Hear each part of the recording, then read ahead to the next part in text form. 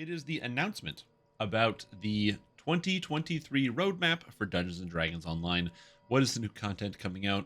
What new things can we expect to see in 2023? So we got a whole bunch of stuff going on. So we're going to take a look at it and talk about what's going to be happening in the year and also a lot of the details. So we are currently in Q1. So there's the Snow Peaks Festival, which is already going on.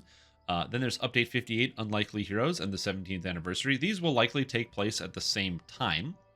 And then PAX East. PAX East, I think, is in March. It's either late February or March at some point. And apparently there's a live panel discussion, which is interesting. I didn't know Standing Stone Games was going to be doing a panel at PAX, which is kind of cool. I might have actually traveled if I had known, but I did not. So hopefully they will stream the live panel. Because if they don't, most people are going to miss out on this. Because I don't know how many people live in Boston and play Dungeons & Dragons online. But we'll see. Then you have Q2, where there's going to be the mini expansion, Vecna Unleashed. So pre-purchase will be available for this in April. Mini expansions are basically $20 bits of content that are a little bit smaller than the regular thing, like Saltmarsh. And so hopefully it's cool. I mean, it's continuing the Vecna storyline. Also, the forum revamp is also going to be on here. So the DDO forums, for those of you that don't know, they are getting revamped. So that was supposed to be last year. It's now going to be Q2 of this year. I would expect to see a Lord of the Rings Online forum revamp first, because they usually do things in that game first, like the website and other stuff. So we will see. Then we have Q3. So this is going to be, July, August, September, or July, August, September. Hardcore Season 8. So it looks like we're only having one new hardcore season per year, which makes sense. And then they have a Redux season at the end of the year. I don't know why they do these so close together, but having hardcore season 8 means we get one new hardcore per year and then one old hardcore as well. And they kind of just re-roll them. The old hardcores are probably much easier to put together because they don't require any new mechanics. Droam update.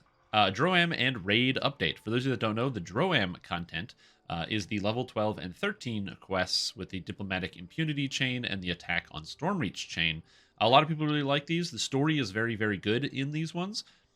Ties heavily into some of the Eberron lore with Corvair and the kind of machinations of Droam. So it is interesting. So hopefully we'll see something good. I don't know what a raid update exactly means, but maybe there'll be more text down below that will explain it. Crystal Cove. You got the Crystal Cove here. So I don't like the Crystal Cove, but some people do. I did put out a video guide on how to do Crystal Cove, a event I still don't like. And then we have Night Revels in Q4, which is pretty standard, as well as Festival, a new adventure pack of some kind, and then Hardcore Season 9. So you can expect 58 here, 59 here, 60 here, and Update 61 here. I almost said Update 70 because I don't know how to read. Anyway, let's take a look at what they said here. So, greetings. I'm producer Armando Tolero Grow. So, producer is Tolero. If you want to know more about Tolero, I did a full interview with Tolero on my YouTube channel, so you can go check that out. And today I'll be giving you a look at what's coming up for DDO in 2023. I hope that your New Year's has been off to a wonderful start, and we're looking forward to more fun and excitement in DDO this year. If you're new to DDO or coming back after a long break, here's a recap of the latest things that have been added to the game. It's a good idea to recap some of the stuff. They got Isle of Dread, where in addition to fighting dinosaurs, players came face-to-face with the infamous D&D villain Vecna. We had an exciting hardcore season this summer as players were hunted down by deadly hounds throughout the game. It was exciting, I gotta say. We added archetypes to the game, bringing in new ways to play and build our D&D classes, and we introduced a major overhaul of the character bank with filters, customized tabs, and expanded amount of storage there. They did not mention that the game was down for many, many days due to the bank changes, but that's okay. Towards the end of 2022, we debuted our latest adventure pack, which brought players back to Sharn to continue thwarting Vecna and others over the fate of the Planar Eyes. I really like this quest pack. This is a great pack. I had a lot of fun with that one.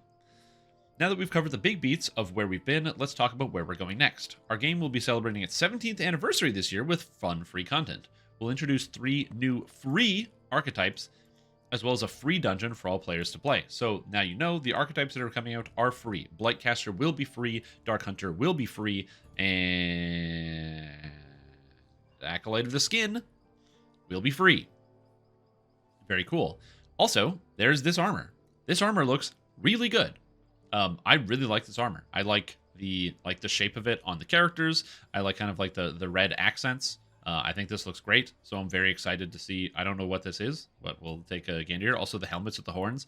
It's like Minos leggings, but with more detail and the spikes on top. It's like a halfway between a Lich King crown plus a Minos leggings. It's very cool looking. Work in progress on rendering of upcoming 17th anniversary event armor. Oh, cool. So this is going to be the free armor that everybody gets. Last year, there was the outfits that you could pick that were differently colored. These are very cool armors. I wonder if they'll have more than one type, because this is obviously a heavier armor, so it's possible they might have like a heavy, a medium, and a light, sort of like what they did for a previous anniversary. So we'll see. Anyway, the free crest will set the stage for the upcoming mini expansion in the spring, where players will help Morgrave University try and neutralize the threat posed by Vecna. Our long-running story will reach a peak we know you'll want to be a part of. We'll have a lot of information about the story and content of our mini expansion as we get closer to it. After that, we'll be kicking off a new hardcore season this summer with another rules change-up. We'll release more details later. So we do have a new hardcore season, which is exciting with actual new content, so that should be good. And then tidying up the Vecna story. I think it's good that they do like a storyline over like 2-ish years, and then they kind of move on to the next thing. So they built up Vecna starting in 2021. They're probably going to polish it off this year, and then we'll move on to a different story direction in the future, so that makes sense. We spoke last year about work being done to reduce lag and improve game performance, and you saw some of the elements of that work got deployed in 2022. Realistically, unless you played on hardcore, you probably didn't notice anything. This work will continue in 2023. We've been focusing on the way the game communicates with itself, along with making some of our more complex systems more efficient behind the scenes. One reason of this focus is that we're able to measure the impact it has before and after, and while no one fix will banish lag for good, we're able to see the benefits of these small but steady improvements over time. We know you want us to make lag reduction a focus, and we agree. So this is one of the things that's a little bit complicated, is that like the micro versus the macro scale. It is difficult to tell whether you are lagging more or less because you need to have enough time in game, and also not like everyone is subject to the recency effect, where if you lag in a moment, you will think that you're lagging a lot more than if you are not lagging, at which point you will just not really think about all those moments where nothing bad was happening. It is something that, you know, it can be difficult to measure. An easy example is the imbue change that was put through. So the imbue change was basically set up for performance reasons, because they basically got rid of a whole bunch of procs all over the game, which actually made it so the game performs better. The amount the game performs better is very small, so on an individual moment-to-moment basis, you might not notice, but over time, all of these different things are supposed to add up and make something bigger. I do know that, because the devs have talked about how it has improved things server-side. Outside of that, I don't know. So stuff like this, I hope that they're working on it. That would be the goal, for them to reduce lag all over the game. As I said, hardcore for me is great. I love playing on hardcore because it's pretty much lag-free. I don't know how, but there's basically no lag on the hardcore server, which is awesome. Like, you still have a spike here and there, but it's very, very irregular. It's much smoother, and you rarely have any lag experiences on Hardcore League. Where you still have a lot of lag is raids. Pretty much every raid in the game has a ton of performance problems, and so it's the reason why I don't really do any raids, personally. So hopefully they'll have some fixes for that this year, but I don't know. And that's almost the end of the letter. Oh my god. There are more features and content happening later this year, such as the legendary revamp of Droiam content and another hardcore Redux season. But this should give you a good sense of what's in store for the first part of 2023 and beyond. We can't wait to see you in game. So yeah, so that's the producer's letter. I gotta say, I hope they do another one later in the year, because this was a very sparse letter. It is nice to see what the kind of content map looks like in terms of when we're going to be getting types of content and what the new things are coming. So I am excited about that. It's just that I don't know. In the previous years, we've gotten so much content in comparison to what's on this post right here. So either there's things that they're not capable or ready to announce yet that they're working on, or some things going on inside the company. I do know that Standing Stone Games has a heavy focus on the Lord of the Rings online, because if I pull up their roadmap, here, give me a second. I'm just going to pull up the Lotro roadmap here. So if I pull up the Lord of the Rings roadmap, it's got a few more things in each section Also, screenshots of new areas, a whole bunch of stuff about them being ambitious. They're releasing a new class. They have like they're doing 2 different systems and a whole bunch of stuff. So I have a feeling they're focusing their eggs on a different basket this year, just because it's a little bit more profitable. What are you gonna do? But that being said, assuming what I would like to see out of this is that I would like to see all of the things get released well and in a complete fashion. I talked about this before, but I said I just want content that's good. I don't need the content to come out at a breakneck pace. I don't need to get archetypes, released into the game before they're done. I don't want to see a system like, let's just say they release the mini expansion with some new auxiliary system. It comes out and breaks the game. I don't want the game to be down for days because they released the bank and they can't fix it. I want things to come out at a pace that they can manage. So if this is a more manageable pace for the size of the DDO team, then it's not bad. Like I said, I hope there are a couple other things that haven't been announced here, but overall, it just gives us some prepping for what's actually going to be coming along, and nothing here is really out of the ordinary. I wonder if they were did they raid anybody? I don't know how many viewers they had. I wasn't paying attention. Okay, so let's go through and talk about what they talked about. So if you missed any of it, here's your recap. So they talked about how there's going to be a new Epic Destiny and Universal Tree this year, probably. They said a new Epic Destiny and probably a Universal Tree. So I would assume there'll be a new Epic Destiny, and then there will probably be Universal Tree. But again, we don't really know what the exact plan is, but that is interesting to know. They had mentioned they wanted to have a new Epic Destinies come out, so that's pretty cool. And I didn't know they were actually going to keep coming out with Universal Trees, because I thought they were going to be shifting to archetypes. Knowing that we're going to get both is very cool as somebody who likes making fun builds, so I like that. VIP rewards. So they again they have yet to acknowledge or even apologize for the fact that they said they were going to do something and then didn't do it. But whatever. They are doing something, so it is what it is. I'm just going to move on. So the VIP rewards plan is what they have their idea. Basically, this is what he said is what they want to work on. They're scoping it out to see how much work it's going to do, or work it's going to be, and how long it would take to implement. The idea is to have a reward plan where on your account, when you subscribe, for every month that you subscribe, you get a reward. The longer you subscribe, the different type and better reward that you get. So if you have been subscribed for 1 month, you get like an XP potion. If you subscribe for 2 months, you get like a cosmetic. If you subscribe for 3 months, and he said they might also have some things to help with or alleviate some of the pressures of leveling and doing other things. So maybe they'll do like a 6-month subscribe, you get a permanent 5% or 10% XP bonus on your account or something like that. So that's something that they want to do, but they are currently scoping out the work on that and how long that would take to implement. That is their plan to add value to the VIP as opposed to adding like something else. That's currently their goal. I don't think this is a bad idea. This is how Final Fantasy does it, where they give out cosmetics the longer you are subscribed to the game. I think that's cool, so I have no issues with that. Hopefully they will have some information and actually get that scoped out. There's going to be a new raid within the expansion coming in Q2, as well as a new raid coming in Q3. So there's going to be 2 new raids this year, which is exciting.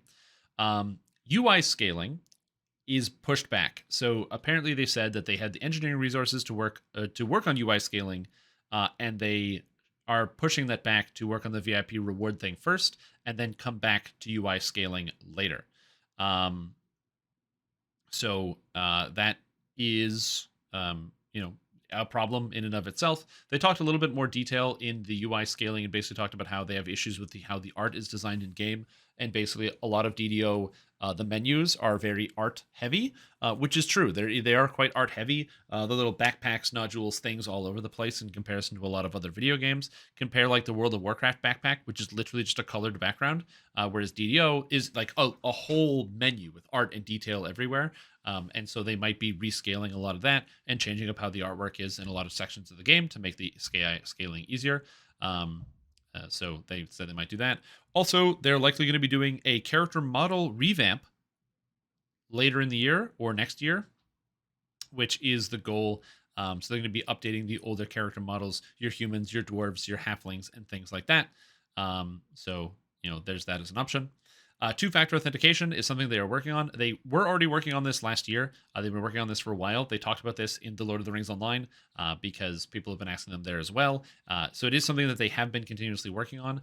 They said that, so this is not like a new thing. If this is the first time you're hearing this, that's okay, but just be aware that it is something that they had talked about previously and mentioned before. So this has already been something they talked about they're working on, but basically they gave out more details, which is that they need to update the store so then they can update the launcher, so then they can update two-factor authentication because the store and the launcher obviously tie in to the game, and if they can't accept or to the account information, if they can't accept two-factor authentication, that is a bigger issue. So that makes sense. They're also going to be implementing this likely in the Lord of the Rings Online before they implement it into DDO, so you'll be able to get a sneak peek as to how that's going to be implemented when it shows up over there. They have a large lag patch coming for later in this year. They said they have identified something within the code that is problematic, and so it is going to have a sizable impact on some of the issues that are in the game. So that is something that they are working on. So hopefully we'll be able to see something like that, but it's supposed to be some like larger patch where something will happen, and then boom, we should see a big notice. Reaper update. So they want to rescale and change up the Reaper system. Currently, the way it works is you get points, and then you have points and you spend them in your trees. And then when you go into a Reaper quest, your points now activate and apply, and you get stats. They said that Reaper points apply a lot of pressure to the game and cause a lot of lag. So the more Reaper points people have carrying around, the more lag the game has. They said this is one of the reasons why you will noticeably have less lag on Hardcore League, because there's fewer people with Reaper points. And this is very, very true. Hardcore is almost entirely lag free. It's one of the reasons why it's really fun to play on Hardcore, because it's like a candy land. Like there's no lag for the most part, which is really nice. So they said they wanted to rescale it into a better system, so to remove some of the weight. Also, if you are unsure and you don't know that this is a thing, they are not making up the Reaper point thing. Before, I think this was in 2020, I want to say 2021, they made a change to how Reaper points were stored in the game. And before that change, you would enter a quest and literally have to wait 10 to 15 seconds while your Reaper points would apply to your character, and depending on how many you had. And then you would be able to actually start doing stuff, and loading into and out of a quest would cause performance problems. So high-level areas, and I remember this being a big problem because Sharn has pretty much all quests that are legendary. You would have 2 or 3 groups running Sharn at the same time, and everyone loading into and out of the quest would cause Sharn to fully lock up for minutes at a time, where you couldn't even, like, you couldn't do anything. You couldn't walk around, you couldn't load into Sharn, you couldn't leave Sharn, because there was too much stuff going on. And most of that went away once they made some changes to the Reaper system and how it applies. So the fact that there's still problems behind the scenes is not really a surprise to me. They probably just did something that's a stopgap, and they need to continue changing it. So the system, instead that they want to implement, instead of it being 3 separate trees that you can spend your points in, instead they're going to make it one single line. So when you have Reaper point 1, you get a bonus. When you get 2, you get a bonus. When you get 3, you get a bonus, and it is automatically applied to you. Because they're not applying it to a tree, it's just a simpler system. Apparently, it's just easier to implement onto your characters, so it's loads easier because it's not having to ask questions about what you chose and then put that in. It's just you have this, so it applies this.